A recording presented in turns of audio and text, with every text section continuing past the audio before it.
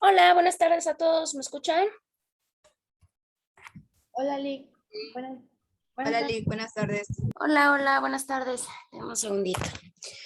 Bueno, vamos a comenzar porque, bueno, nada más el día de hoy tenemos una sola sesión y nada más recordarles que ya se acerca nuestra segunda evaluación. Técnicamente nuestra segunda evaluación es la semana del 25 al 29, o sea que nosotros estaríamos, yo creo que realizando el examen el día 28 más o menos, yo calculo. Entonces, técnicamente solamente nos queda la siguiente semana de sesiones y obviamente volvemos a hacer nuestro corte. Entonces, vamos a dar inicio a nuestra sesión.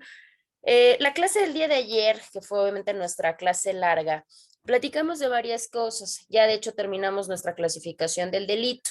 Por cierto, comentarles que ya está aperturado el espacio, ya tienen aperturado el espacio normal en su semana número 6, que es la de Fuentes, que es esta, y ahí tienen aperturado ya su espacio. La fecha vence hasta el día de mañana, por si hoy tienen alguna cuestión que hacer o cualquier cosa y no lo pueden cargar, no hay ningún problema.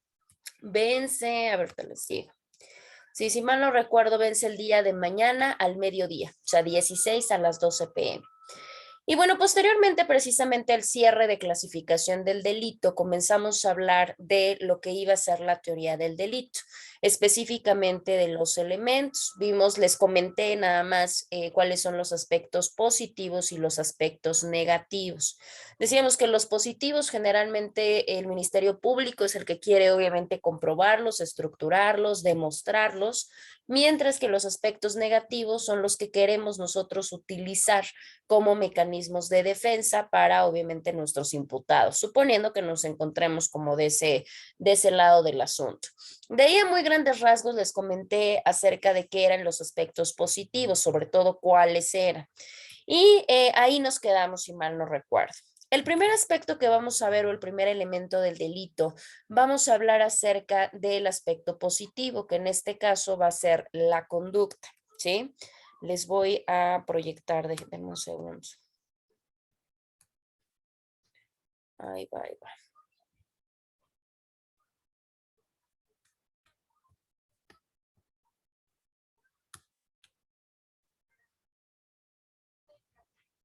Ahí está, creo que ya nos aparece. Bueno, vamos a hablar primero que nada de nuestro primer aspecto, de nuestro primer elemento del delito, que es la conducta. La conducta es uno de los elementos más básicos del delito.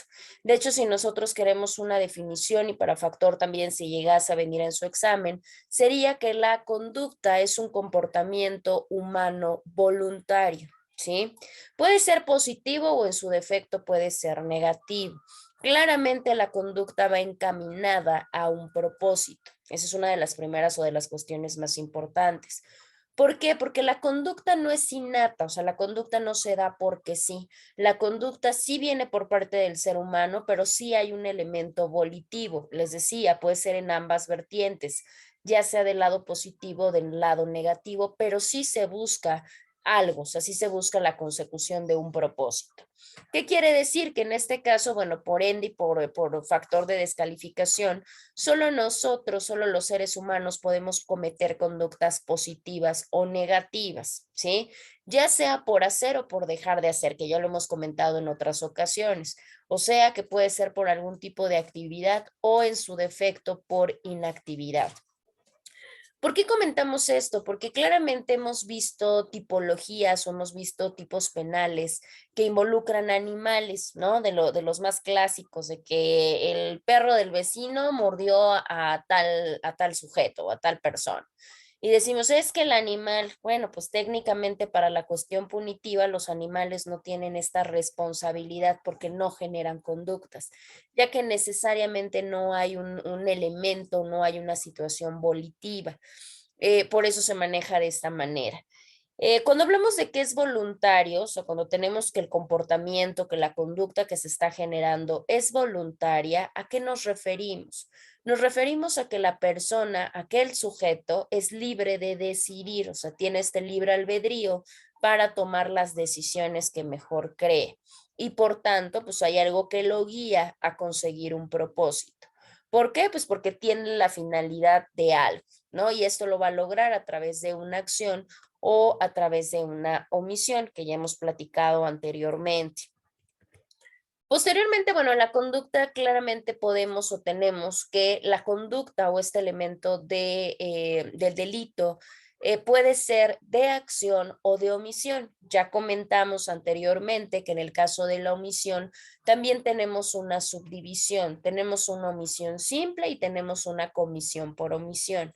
Estos elementos son precisamente que se dan dentro de la conducta.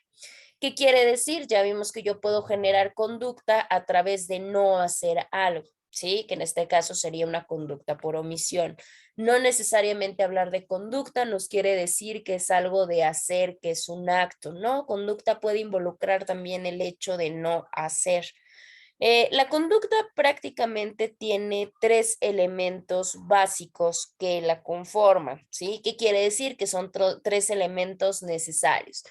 Que si no cuenta con alguno de ellos, bueno, pues en automático se está rompiendo con la cuestión de la conducta. Primero tenemos que la conducta, su primer elemento es un acto, ¿sí? El acto puede ser positivo, el acto puede ser negativo. ¿Qué quiere decir? Que puede ser un acto positivo porque es de acción o puede ser un acto negativo porque es de omisión. Otro elemento que tiene la conducta es el resultado. Dijimos hace un momento que cuando realizamos una conducta, que es este comportamiento humano, lo hacemos buscando algo, pues este algo o este propósito es el resultado. Y en tercer lugar, o el tercer elemento es una relación de causalidad, ¿sí? ¿Qué quiere decir una relación de causalidad? Esta relación se va a dar entre el acto, o sea, ya sea esta acción o esta misión, y el resultado que provoque. Debe de haber un camino entre esto, ¿no? Entre este acto que se genere y las consecuencias que traiga consigo la generación de ese acto por acción o por omisión. Esa es una relación de causalidad y es el tercer elemento de la conducta. Y estos tres se califican o se verifican cuando se está pensando en tipificar algún tipo de conducta. Entonces, en ese momento decimos, ok, tenemos conducta así. ¿Por qué? Porque reúne estos tres elementos, adelante. Si no reúne alguno de ellos, bueno, claramente entonces no estamos configurando bien la conducta. En este caso, la conducta o el acto propiamente, decimos que es el comportamiento, que sería nuestro primer elemento de la conducta, que es el acto. Bueno, pues el acto es este comportamiento humano, que puede ser por acción, que puede ser por omisión, que quiere decir esto, que puede ser positivo o que puede ser negativo, y que de alguna manera va a producir un resultado. Eso es bien importante porque no nos alejemos. Más adelante vamos a platicar de la tentativa, pero al final de cuentas las conductas, sea cual sea, la conducta va a provocar un resultado. No hay conducta que se genere sin producir algún resultado. En este caso tenemos una cuestión positiva. Cuando nosotros vamos a hablar de que el acto es este comportamiento positivo, va a ser positivo cuando hay una actividad, cuando consistimos en un hacer, ¿sí? O sea, se hace, por eso se habla del aspecto positivo. Y en el caso del aspecto negativo, pues tendríamos a la omisión. La omisión implica el no hacer, el no generar actividad, ¿no? ¿Qué quiere decir? Quedarnos en un estado de inactividad. Obviamente esto se da cuando nuestra legislación de alguna manera pues espera que nosotros generemos una conducta y nosotros no lo hacemos. Esto como tal pues se considera una omisión. En este caso, bueno, pues una cuestión de un acto negativo o en sentido negativo. Ahora, en este caso tenemos la situación importante. Cuando hablamos de un delito de acción, la acción será aquella actividad que realizan los sujetos y que obviamente van a producir consecuencias. Hay una serie de actos que se van a generar y aquí hay que tener mucho cuidado, porque puede haber muchas cosas que pasen o muchas cosas que se hagan, pero no todas van a ser relevantes para el mundo jurídico. ¿Por qué? Porque probablemente no producen consecuencias jurídicas. ¿sí? En este caso, pues obviamente sí producen consecuencias que le importan al mundo jurídico. Claramente, cuando se habla de un delito de acción, tiene que implicar que el sujeto generó algún movimiento, ¿sí? Decíamos, ¿no? Bueno, en este caso, para hablar de esto, pues tenemos al movimiento, tenemos el resultado y tenemos la relación de causalidad. Cuando nosotros hablamos de la acción desde una manera como muy cerrada o muy específica, pues es esta actividad que realizan los propios sujetos. Aquí debe de haber dos cosas muy importantes en esta actividad voluntaria, en esta acción que va a realizar el sujeto, porque vamos a encontrar tanto un elemento físico como un elemento psíquico. Vamos a encontrar los dos. En el caso del primer elemento, que es el elemento físico, quiere decir que va a estar el movimiento de la persona, la actividad de la persona. Y el segundo, que es el elemento psíquico, tiene que ver con la cuestión de la voluntad del sujeto, ¿sí? Esta parte de pensar en generar la actividad. Esta actividad que nosotros realizamos de manera voluntaria va a producir algo. Y obviamente entre esa producción y esa actividad va a haber un nexo causal. Y precisamente esa parte de ese resultado que salga a través de eso es lo que como tal se va a sancionar por nuestras legislaciones penales, ¿sí? ¿Qué quiere decir? Que cuando yo tenga una actividad, cuando yo tenga una acción, cuando yo tenga un nexo causal y llega un resultado, si ese resultado yo tengo que configurarlo, tengo que empatarlo en un delito o en un tipo que nos mandata la ley, ¿sí? En este caso, pues obviamente ya configuraríamos y tendríamos al 100% que estamos ante la presencia de un delito, ¿sí? Ahora, en este caso, bueno, tenemos la situación. Puede haber muchas conductas que puedan provocar consecuencias y demás, pero si no están encuadrados, pues entonces absolutamente podemos tener una conducta de cualquier otro tipo. Vamos a pensar, podemos tener una conducta que me produzca un resultado de carácter mercantil o de carácter civil, pero probablemente no me lo produzca dentro del campo penal. Aquí solamente será cuando realmente los intereses que están siendo vulnerados o que están siendo de alguna manera maltratados, pues obviamente sean protegidos por nuestra legislación penal. Esa sería como el único requisito que podríamos nosotros manejar ahí. Por otro lado, tenemos, en el caso de la omisión, ¿qué pasa con la omisión? Porque creo que la parte de la acción es mucho más sencilla, ¿no? El hecho de hacer, el hecho del movimiento, es como mucho más fácil entender en qué momentos podemos estar ante una conducta delictiva por el simple hecho de hacer. Pero en el caso de la omisión es un poquito más compleja, ¿no? ¿Por qué? Pues porque obviamente ahí ya implica una serie de cosas que técnicamente tendríamos, pero no hacemos. Tenemos un autor, tenemos un penalista muy importante, que es precisamente Cuello Calón. Cuello Calón nos da una definición de lo que se debe de considerar como omisión. Y omisión nos dice que es la inactividad voluntaria cuando existe el deber jurídico de obrar. Para factor, volvemos a decir, ya hablamos muchas cosas de la omisión, pero para factor de evaluación, si llegáramos a preguntar, la definición que se queda pues, es la de este autor. Es una definición muy concisa, o sea, muy clara, a pesar de ser muy corta, pero que engloba al 100% lo que es una omisión.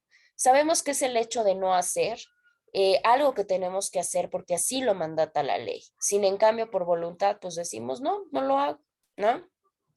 En este caso, a comparación de la acción que tiene sus tres elementos que acabamos de platicar, en el caso de la omisión no genera solamente tres elementos, sino que acá tenemos cuatro elementos que componen a la omisión. Tenemos la parte de la manifestación de la voluntad, tenemos la conducta pasiva, tenemos el deber jurídico de obrar y tenemos el resultado típico, ¿sí? En este caso, ¿a qué nos referimos con la manifestación de voluntad? La manifestación de voluntad quiere decir cuando yo tomo la decisión de no hacer algo que tenía que hacer. La conducta pasiva, pues obviamente, ¿en qué hago? A ver, ¿cuál era mi deber? En este caso, una cuestión de deber de proteger y no lo hago, bueno, pues ahí estoy con una conducta pasiva, porque ahí está en esa actividad mi inactividad. En el caso del deber jurídico de obrar, pues porque me lo dice propiamente mi código, ¿no? En este caso me dice que si yo no hago, que si yo no cumplo con este deber de cuidado, estaré cometiendo, por ejemplo, un delito de abandono de persona. ¿Y cuál es el resultado típico jurídico? Pues obviamente la cuestión de la sanción tipificada por el hecho de no hacer algo que debía de hacer. Y ahí están explícitos los 4 elementos de la omisión. Por otro lado, en este caso, los delitos, porque tenemos esta parte de donde ingresan los delitos de omisión, vimos que dentro de todas las clasificaciones, porque vimos como, que será como 9, 10 clasificaciones, dentro de esas hablamos de una que nos hablaba de los delitos de omisión simple y de los delitos de comisión por omisión, ¿sí? En el caso de los delitos de omisión simple, también son conocidos como delitos propios o delitos de omisión propia. Y en el caso de los delitos de comisión por omisión, también se conocen delitos como delitos impropios, ¿sí? En este caso, ¿a qué se refieren específicamente esta clasificación de delitos donde ingresa la omisión y la comisión por omisión? Porque precisamente esta clasificación va muy enfocada a la cuestión de la normatividad, ¿sí? En el caso de los delitos de omisión simple, pues precisamente omitimos una ley, ¿sí? O sea, violamos una ley que ya tenemos ahí de manera preceptiva. Y en el caso de los delitos que también ya hemos comentado, de los delitos de comisión por omisión, aquí quiere decir que realizamos la omisión, pero con un resultado propiamente prohibido por nuestra legislación. De hecho, lo comentamos el día que fue, sí, precisamente el día de ayer que acabamos la clasificación. Decíamos, en el caso de los delitos por omisión, no producen un resultado material, ¿sí? Porque solamente dejé de hacer.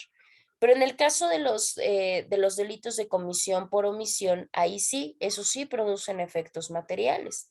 ¿Por qué? Pues porque ya hay una completa voluntad, porque ya hay un completo conocimiento y una certeza de cuáles van a ser los resultados. En este caso, ¿qué tenemos acá? En los delitos de simple omisión u omisión simple, como ustedes gusten denominarlos, acá nosotros lo que se hace es violentar una norma penal. Y en los de comisión por omisión, si violamos la norma o de otra rama de derecho o de una norma prohibitiva penal. Eso es lo de menos. O sea, al final de cuentas podemos cometer comisión por omisión en cualquier materia. Y en el caso de los delitos de omisión simple, van a producir un resultado típico. Y en el caso de los de comisión por omisión, aparte de producir un resultado típico, o sea que lo vamos a tener encuadrado en la norma, también se van a ver materializados los efectos, ¿no? Digamos que los de comisión por omisión, pues obviamente son más, los resultados se ven de una manera más evidente. Otra de las características que podemos denominar como para poderlos diferenciar un poquito más es que precisamente en los delitos de omisión simple, ahí lo que se castiga, lo que se sanciona de alguna manera es la omisión, o sea, tal cual el dejar de hacer, la inactividad. Pero en el caso de los delitos de comisión por omisión, ahí no solamente viene la parte de querer sancionar el hecho de no hacer, sino el resultado que se produjo por el hecho de dejar de hacer, ¿no? Que obviamente produjo un resultado más fuerte o un resultado más grave, por decirlo de alguna manera. Ahora, esta es toda la parte positiva de este elemento del delito, que es la conducta, ¿sí? Pero también les comenté que tenemos un lado negativo. Vamos, en el caso de la conducta en su lado positivo, pues es todo lo que va a querer el Ministerio Público. El Ministerio Público va a querer demostrar que su imputado cometió la conducta porque hizo algo o en su defecto porque dejó de hacer algo que la ley le marcaba que era su deber realizar. Y por tanto, pues obviamente tiene que ser sancionado. Pero sin en cambio, también tenemos un aspecto negativo de la conducta. Y este aspecto negativo de la conducta es precisamente la ausencia de conducta, ¿sí? ¿A qué se refiere el aspecto negativo? ¿O a qué se refiere la ausencia de conducta? Eso quiere decir que como tal no va a haber acción, ¿sí? O en su defecto no va a haber omisión. cuando se realice precisamente una conducta delictiva, ¿sí? Si nosotros nos vamos, porque obviamente todo esto está mucho involucrado en la parte teórica, en la parte doctrinaria, pero por supuesto que está materializado en la parte adjetiva del derecho, ¿sí? Entonces, si nosotros nos vamos a nuestro Código Penal Federal, en el fundamento legal número 15, en la primera fracción, nos habla precisamente de que se tiene como una causa excluyente del delito una de ellas, ¿no? Y entre esas nos dice, el hecho que se realice sin intervención de la voluntad de la gente, ¿sí? ¿Qué quiere decir? Que no hay un aspecto volitivo en el sujeto que está llevando a cabo la conducta. Esto es propiamente la afirmación de que no podríamos tener conformada o constituida una conducta delictiva si propiamente la persona, el sujeto activo, el agente, no presenta voluntad, ¿sí?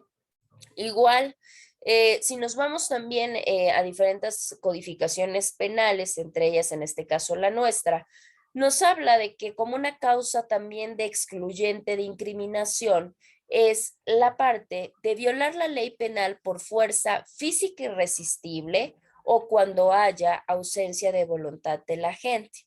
O sea, ambos preceptos legales coinciden precisamente tanto a nivel federal como a nivel estatal de que el hecho de no contar con la voluntad de la persona, con no contar con la voluntad de la gente para generar la conducta, en ese momento estamos hablando de una excluyente, ¿sí? Vamos a poner un ejemplo. Vamos a pensar que una persona, una mujer, por ejemplo, en el caso de nosotros, Puebla sigue teniendo tipificado el delito de aborto. Todavía no tenemos la despenalización. Vamos a suponer que una mujer cae por una escalera y pierde el producto. Decimos, ¿hay aborto? Claro. ¿Hay una interrupción del embarazo? Por supuesto. Pero sin en cambio, ¿qué pasa? ¿Hay o no hay conducta? ¿Hubo una acción o hubo una omisión? No hubo omisión porque no se dejó de hacer, hubo una acción porque sí se generó una conducta, probablemente porque la mujer bajó muy rápido, porque llevaba mucha prisa, por el tipo de calzado, no lo sé. Pero al final de cuentas, aunque existe la conducta, ¿qué es lo que va a hacer que no se tipifique? Porque al final de cuentas no hubo la voluntad de la gente. O sea, básicamente, pues fue un accidente, ¿sí? Entonces, en ese tipo de casos nos puede servir para ir localizando cuáles pueden ser estas ausencias de conducta cuando definitivamente no hay conducta, cuando definitivamente la persona no accionó o no omitió realizar algo, aunque se hayan producido en este caso, los efectos propiamente del delito. Para que hablemos de este aspecto positivo del delito que es la conducta, obviamente una parte muy importante es hablar de los sujetos del delito, ¿sí? De hecho, es de manera muy reiterada y ustedes lo van a ver tanto ahorita, no sé, creo que tienen un derecho penal 2 y tienen un derecho procesal y demás. Es muy reiterado hablar de los sujetos del delito, ¿sí? Porque siempre hablamos como de la parte protagónica del delito. En estos sujetos del delito tenemos dos, ¿sí? No quiere decir que nada más haya uno de cada uno, ¿no? Puede haber pluralidad de sujetos activos o de sujetos pasivos, pero en sí, pues obviamente los dos protagonistas sujetos del delito es el sujeto activo y es el sujeto pasivo.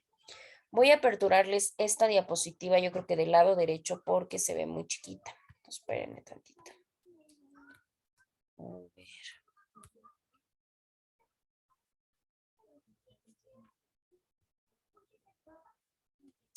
Ahí está, creo que ya les aparece. Bueno, en el caso del sujeto activo, ¿quién va a ser el sujeto activo de la conducta? El sujeto activo de la conducta va a ser aquella persona física que va a cometer el delito, ¿sí? Lo conocemos con otros nombres, ¿no? A veces ya le damos el nombre de delincuente, a veces le damos el nombre como hace un momento el doctrinario Cuello Calón, manejaba la parte de la gente, en el caso de otros ámbitos como lo puede ser la criminología, ya lo manejan como criminal. Bueno, vaya, eso ya dependerá del vocablo y del léxico de cada una de las ramas de estudio. Pero en sí, pues el sujeto activo va a ser esta persona física que va a cometer la conducta delictiva. Obviamente les decía, ¿no? En el caso del criminal, bueno, el criminal ya se ve desde una perspectiva o desde una noción criminológica, ¿no? Más que del propio derecho. En este caso, pues el sujeto activo va a ser siempre persona física, eso es algo bien importante. Indistintamente, pues obviamente del sexo, de la edad, de la nacionalidad y de otras características, siempre y cuando pues sea sujeto físico. Y podrían decir, a ver, no, ¿cómo? Pero entonces, ¿qué pasaría si a mí me defrauda alguna empresa? Sí, pero esa empresa tiene representantes. Entonces, en automático, los que siguen transgrediendo la norma no es la ficción de la empresa, sino sujetos como nosotros, sujetos físicos, ¿sí? Bueno, en este caso, cada tipología de nuestros códigos penales nos va precisamente a decir cuáles son las características especiales que se requieren para ser un sujeto activo, ¿sí? En este caso, obviamente para saber cuáles son esas características, nos vamos a ir a nuestros códigos penales, tanto estatales como al federal, porque ahí precisamente vamos a ver de manera implícita la descripción de cada uno de los delitos. Y nos va a decir, ¿no? Bueno, en este caso vamos a poner el ejemplo. En el delito de aborto, y así se los voy a preguntar, ¿en el delito de aborto puede ser el sujeto activo un hombre? ¿Podría decir otra vez la pregunta, por favor? Claro, en el delito de aborto puede ser sujeto activo el hombre, el varón.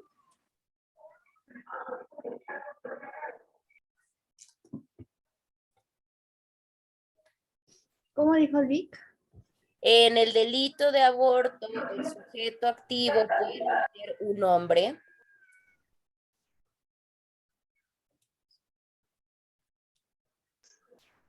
Sujeto activo. Es la puede mujer, ser- ¿no? Es que, bueno, a lo que yo tengo entendido, hay algunos estados que todavía el aborto no está permitido. Entonces yo sí he visto varios casos de mujeres que abortaron y están ahorita presas. Claro. A ver, aquí lo importante es que ustedes aprendan a distinguir, porque va a ser muy grave que al rato no sepamos ni si tengo una conducta delictiva y no sepa ni quién es el sujeto activo.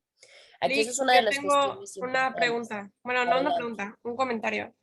Que yo sepa, en los estados como establece Dana, que no tienen esta legislación ya, que no es legalizado, sí se considera un acto delictivo y ahí entran las dos clasificaciones, cuando es causado naturalmente o cuando es provocado. En el que es causado naturalmente no se considera un delito, ya que no está con una intención de hacerlo, a diferencia del otro. Ok. A ver, vamos por partes otra vez. En el caso de los sujetos activos, a mí lo que me importa no es que si está penalizado o no está penalizado, porque bueno, eso ya depende de cada legislación. Aquí lo importante es poder determinar quién es el sujeto activo de la conducta, ¿sí? ¿Por qué? Porque nos dice que el sujeto activo es el que comete precisamente el delito. Si yo les estoy hablando del delito de aborto es porque claramente es un lugar donde sigue estando penalizado, ¿sí? O sea, donde sigue siendo un delito. Entonces, en este caso, el aborto, pues yo les digo, el sujeto activo, o sea, el que comete el delito puede ser un hombre, puede o no puede. Acá tenemos dos variantes. Su compañera hace un momento dijo, no, pues técnicamente nada más la mujer, pues el producto está dentro de ella y pues ella lo provoca. Sí, pero que no se nos olvide, por eso yo les decía, vayan dándole lectura, no sé si eso lo vean en Penal 2, pero si no, vayan dándole mucha lectura a sus códigos penales. Tenemos, por ejemplo, inducción al aborto. En el caso de inducción al aborto, sí puede haber, o auxilio al aborto, sí puede haber una penalidad para un varón como responsable del tipo penal de aborto, aunque no sea mujer, por supuesto que sí. Entonces ahí tenemos que determinar. Obviamente, ¿no? Pues en los aspectos que son naturales o en los aspectos que no están penalizados, pues eso no tiene nada que ver porque claramente no entra la conducta ahí, ¿no? Si en todas las entidades federativas está permitido el aborto cuando es caso de violación, cuando el producto corre riesgo, cuando la madre corre riesgo, todos esos están permitidos en todos los estados. Ya que hablamos de un aborto, vaya, voluntario, libre y demás, ¿no? Entonces, en este caso sí podemos tener a un varón, claro que sí. Ahora, vamos a otro. En el caso del parricidio, ¿sabemos qué es el parricidio? Antes de ir al ejemplo, si no estamos en las mismas.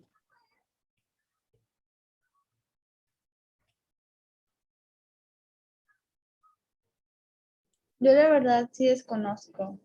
Ok, no hay problema. En el caso del parricidio es cuando se comete homicidio, pero en contra de algún familiar, ¿sí? Específicamente cuando es homicidio del padre, de la madre o de cualquier persona que sea nuestro ascendiente en línea recta, ¿sí? No importa si es legítimo, si es natural y demás. Siempre y cuando pues se sabe que, si sí se sabe que el delincuente es claramente pues el pariente, ¿no? Ahora, yo les voy a hacer la pregunta, ya que les expliqué el tipo penal. En el caso de, vamos a pensar que Pedro es vecino cercano de Juan y lo priva de la vida. En este caso, sí podría ser acusado Pedro del delito de parricidio. No, ¿Por qué? porque No, no son familiares, vaya, no son de línea sanguínea. Exactamente. Eso es precisamente lo que tenemos que entender, que cuando nosotros veamos esta parte, o sea, cuando nosotros tengamos una conducta, podamos distinguir quién es el sujeto activo, quién es el que cometió propiamente la conducta. Y eso solamente lo vamos a ver a través de qué, pues a través de la propia descripción legal que nos den acerca de un delito, porque en el tipo penal, donde me diga homicidio es privar de la vida a alguien, ahí mismo me va a decir qué características se necesitan específicamente para ser un sujeto activo de ese delito.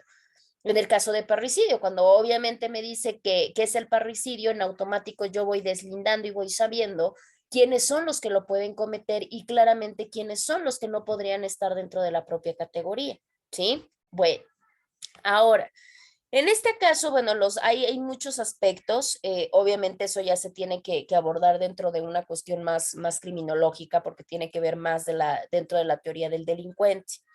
En este caso, lo que yo les decía, muy importante recordar que son personas físicas. No vamos a tener personas morales que cometan o que puedan ser sujetos activos de alguna conducta delictiva, ¿sí? A veces decimos, no, no, claro, o sea, yo sí puedo decir, es que voy a denunciar al IMSS, por ejemplo, ¿no? O a tal empresa y demás, porque aparentemente la institución es la que cometió la conducta delictiva. Pero vaya, por donde lo veamos, siempre vamos a encontrar un sujeto o una persona física que es la que de alguna manera planeó, organizó o ejecutó forzosamente la parte del delito. O sea, no la empresa lo va a hacer como por una cuestión tal cual. ¿Por qué? Porque la empresa es una ficción, el Estado es una ficción, alguna organización es una ficción, pero que está representada por personas físicas y ellos son los responsables de los delitos, ¿sí? A ver, voy a volver a ampliar acá. Ahora, por otro lado, tenemos al sujeto pasivo, ¿no? Que es obviamente a contrario sensu.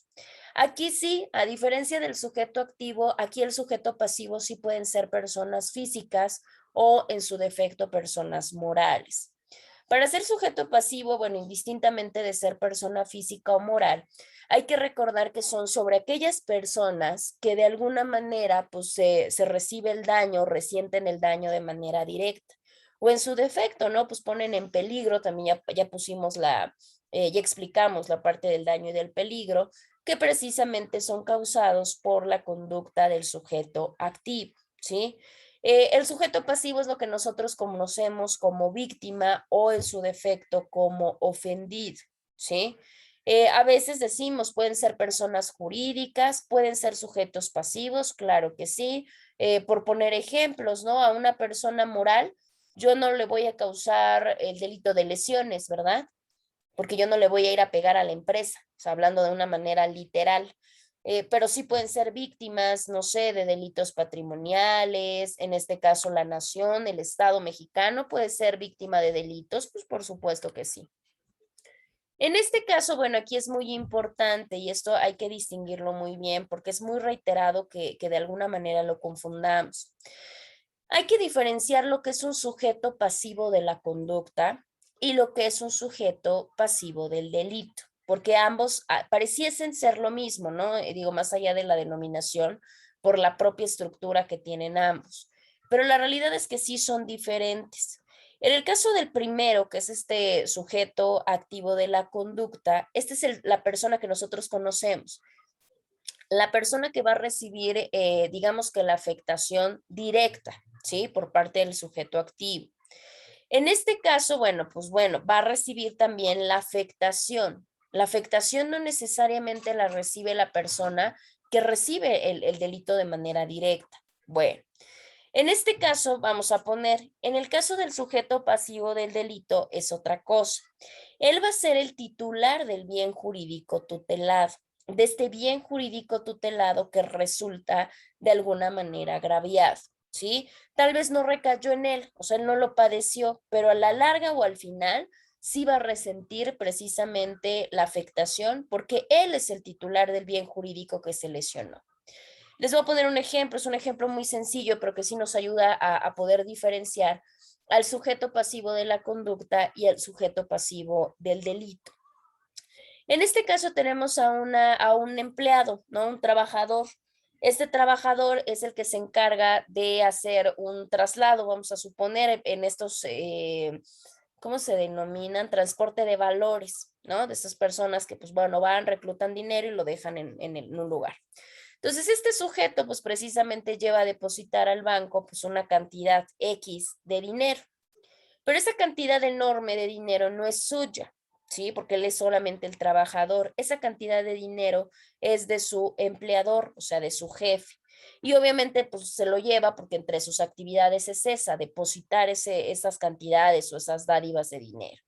Y resulta que en el traslado para el banco, para ir a depositar el dinero de esta persona, se lo roban, ¿sí? Porque obviamente lo privan del autobús, del camión, del transporte donde iba. En este caso, ¿qué es lo que va a pasar? El sujeto pasivo de la conducta, pues va a ser precisamente el trabajador, porque él de manera directa resintió la acción, porque con él se acercaron en este caso, los ladrones, los rateros, para afectarlo y para cometer en contra de él la conducta de robo. Sí, por eso lo hace el sujeto pasivo de la conducta, que ya explicamos que es la conducta. Pero entonces, ¿qué pasa con el jefe? O sea, el jefe no importa, pues claro que importa. En este caso, el sujeto pasivo del delito es el jefe. ¿Por qué? Pues porque el dinero era de él. En este caso, el valor patrimonial era suyo, no del empleado. O sea, el empleado puede decir, bueno, pues ya, sí, fue un susto, lo que quieran, resentí de manera directa, pero bueno, pues la verdad es que ese dinero no era mío. Sí, pero el jefe, aunque no recibió el robo directamente, en automático resultó afectado por la comisión de la conducta, ¿sí? Aquí tenemos esta diferenciación. Pregunto, ¿hasta que tienen alguna duda? No. ¿No?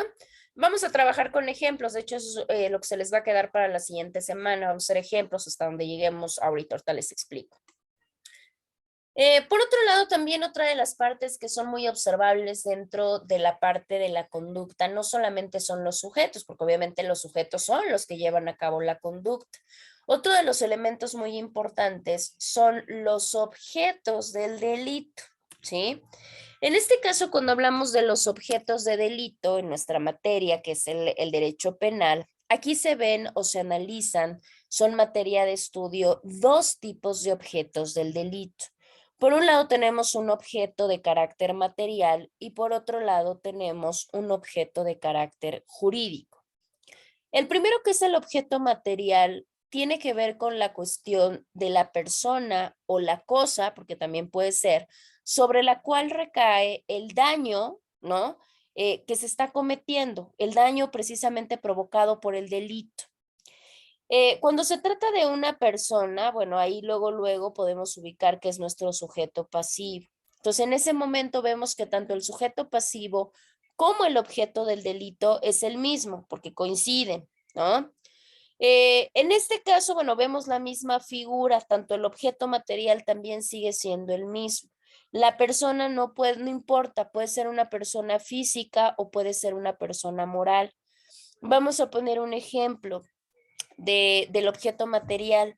En el caso del delito de homicidio o en el caso del delito de lesiones. Aquí el objeto material me dice que es la persona o el objeto. Aquí el mal no se lo hicieron a una cosa, se lo hicieron a una persona. Por tanto, el objeto material recayó en una persona porque ahí recayó el daño que causó el delito, o sea, privarla de la vida. Y en este caso, pues, ¿qué vemos? Podemos ver que el objeto el objeto del delito, el objeto material, es el mismo que el sujeto pasivo. En este caso, la víctima. La víctima es propiamente, pues obviamente, el objeto material porque recayó sobre su vida y también es el sujeto pasivo de la conducta, ¿sí? En estos delitos, el objeto material, pues es la persona que ha sido directamente afectada y coincide claramente con el sujeto pasivo del delito, como lo acabamos de mencionar. Lo mismo vamos a poner en el caso de lesiones. En el caso de lesiones también podemos ver que la afectación recae sobre una persona y la persona pues va a ser el sujeto pasivo porque él resintió el daño. Entonces también al ser esta parte también es el objeto material. Entonces aquí podemos ver los dos coincidir completamente. Ya si en el caso vamos a pensar que no se trata de este tipo de delitos que recae el daño sobre una persona. Vamos a pensar que tenemos el caso de delitos que recaen sobre cosas. ¿Cuál sería el objeto material? Pues en este caso el objeto material pues sería la cosa, ¿no? La cosa que estoy afectando. Cuando hablamos de cosas, ¿no? De la cosa afectada por el delito, podemos hablar de diferentes tipos de bienes. Puede ser un bien mueble, puede ser un bien inmueble, pueden ser los derechos, puede ser hasta el agua, la electricidad, etcétera. Les voy a dar un ejemplo. En el caso del robo, estamos hablando de que el daño recae, o sea, el objeto material recae sobre las cosas robadas, ¿sí? O sea, con la cosa mueble. La cosa mueble va a ser el objeto material, ¿sí? Les voy a poner otro ejemplo de delito, el despojo. En el delito de despojo, el objeto material sería propiamente los inmuebles, ¿no? Y recaen sobre cosas, por supuesto. Y el sujeto pasivo aquí ya varía, porque aquí ya no tendríamos que es el mismo objeto material que con las personas. Con las cosas sí varía el objeto material y el sujeto pasivo. En este caso del despojo, el objeto material sería el inmueble, pero el sujeto pasivo pues sería el titular del derecho, en este caso el dueño del inmueble, ¿sí? Entonces hay que diferenciar esa parte. En el caso del daño de propiedad ajena, que también es uno de los más comunes, ¿cuál sería el objeto material? Pues obviamente los muebles, ¿no? Los muebles o inmuebles que han sido lesionados. ¿Y quién sería el sujeto pasivo? Pues obviamente las personas titulares, ¿no? Las personas dueñas de estos bienes muebles o inmuebles. Bueno. ¿Hasta acá tienen alguna pregunta o tienen alguna duda? Vamos a hacer. No, perfecto.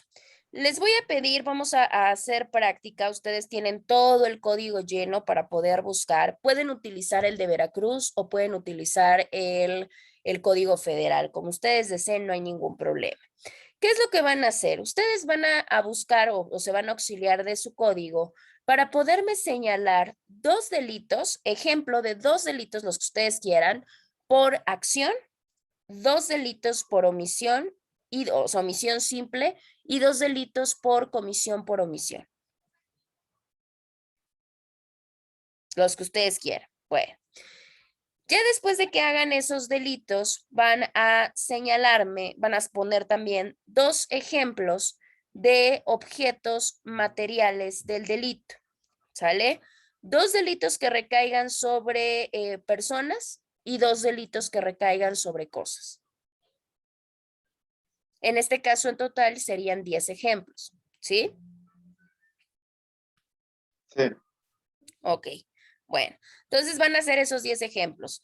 Repito, dos de delitos cometidos por acción, dos delitos por omisión simple, dos delitos por comisión por omisión, dos delitos por donde me señalen el objeto material que recaiga en personas y dos donde me señalen dos delitos donde recaiga el objeto material sobre las cosas.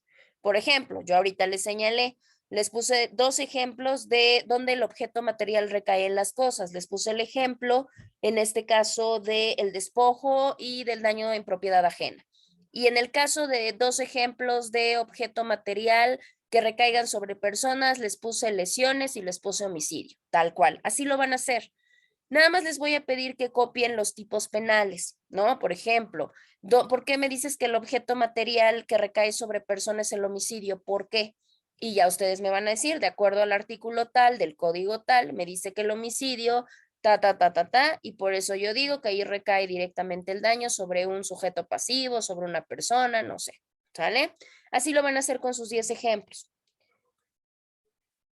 Yo les aperturo el espacio, se los aperturo ahorita el fin de semana y iría ya en la siguiente semana, ya sería en la semana 7, para que ahí lo podamos tener. La semana 7 se va a denominar, yo creo que conducta, va a tener el nombre de conducta y del siguiente, yo creo que sí, porque la siguiente semana yo creo que abarcamos los otros 2, va a tener yo creo que la parte de conducta y tipicidad como nombre.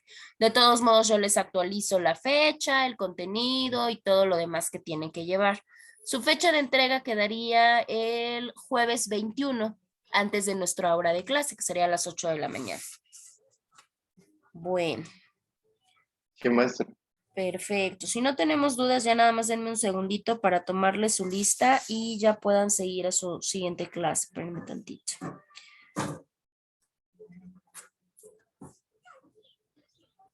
Ok. Almora Reboredo, Ángel Roberto. Castán Suárez, Denise Isabel. García Hernández, Taily Paulette. Presente, Lick. Ok. Guzmán Zamudio, Luis Rubén. Hernández Cumplido, Oscar Edgar. Hernández Santiago, Pedro Pablo. López, maestra, dígame. el compañero Pedro había comentado que está pasando una situación con el COVID. Ok. López Cruz, Víctor Martín. Neri González, Laura Isabel.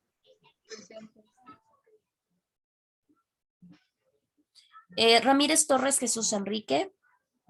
Presente. Ok. Robles Padilla, Sebastián.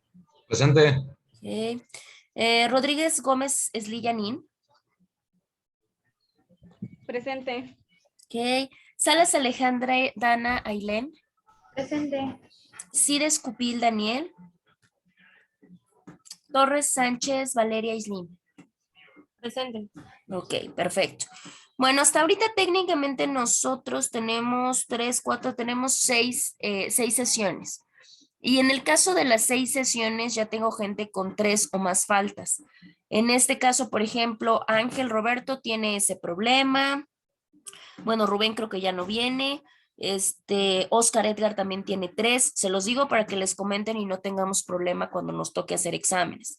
Pedro también, pero me dicen que bueno, tiene alguna situación que muy probablemente justifique después.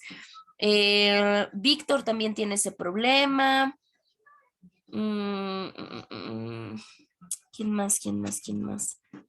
Daniel tiene ese problema, para que se los comenten y no se empiecen a atrasar y no se empiecen ahí a hacer bolas con las inasistencias. Si no, luego ya ahí es cuando corremos y bueno. Pregunto rápidamente, ¿quién me participó el día de hoy? Porque ahora sí no se las tomé al momento. Jesús, ok, ¿no estás Jesús? Jesús, y por ahí hubo niñas, porque escuché voz de niñas, pero no sé, no las alcancé a ver. Fuimos Dana y yo. Ok, Valeria. Dana y Valeria, espérenme tantito. Si una vez se las pongo, porque si no, no se me olvida. Perfecto, muchachos. Bueno, si no tenemos entonces dudas o preguntas, pues ya los dejo seguir a su siguiente clase.